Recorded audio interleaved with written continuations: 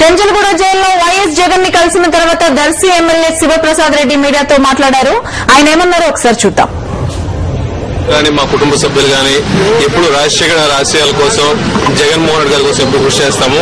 ఈ రాష్ట్ర ప్రజానికం కానీ రైతులు కానీ పేద ప్రజలు కానీ ఎప్పుడైనా సక్రమంగా ఉండాలంటే మళ్ళా జగన్మోహన్ రెడ్డి గారు సీఎం అయితే తప్ప ఇంకెవరు చేసే పరిస్థితి లేదు.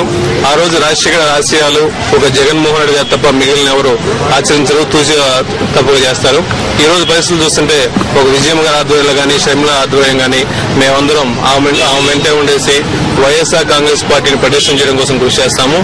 అదేవిధంగా చాలా మంది కాంగ్రెస్ వాళ్ళు టీడీపీ వాళ్ళు కుమ్మక్కయ్యేసి వైఎస్ఆర్ కాంగ్రెస్ పార్టీని ఇబ్బంది పెడదామని చెప్పేసి ఆలోచిస్తున్నారు.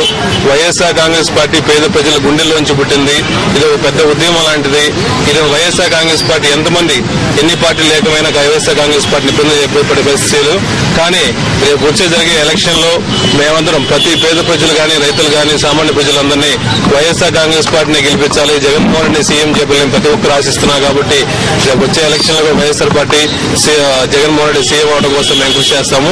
అదేవిధంగా ఈ వైఎస్ఆర్ కాంగ్రెస్ పార్టీ పేద ప్రజల కోసం కృషి చేస్తుంది. కాబట్టి మొన్న ఈ గవర్నమెంట్ రైతుల మీద భారం కానీ కరెంటు ఛార్జీలు పెంచడం వల్ల మేమందరం వైఎస్ఆర్ కాంగ్రెస్ పార్టీ ధర్నా చేయడం వల్ల ఈ కాంగ్రెస్ ప్రభుత్వం గద్దె దిగి వచ్చేసి మా అందరి కోసం కానీ రైతుల కోసం కానీ కరెంటు తగ్గించడం తెలిసే ఉంటుంది. 200 లోపల యూనిట్లు కూడా తగ్గించడం ఓన్లీ వైఎస్ఆర్ చేసిన దీక్ష వల్ల తప్ప ఇంకా మిగిలిదేమీ కాదు. కానీ ఇప్పుడు చంద్రబాబు నాయుడు చాలా మంది చెప్పేసి అంతకుముందు 9 సంవత్సరాల టైంలో రైతులందరూ వ్యతిరేకం చేసుకుని ఈ రోజుల్లో రైతుల కోసం మేము కృషి చేస్తామని చెప్పి ముసలి కన్నీరు కాలుస్తున్నారు. మళ్ళీ ఇప్పుడు చంద్రబాబు నమ్మే పరిస్థితులు ఎవరు లేరు.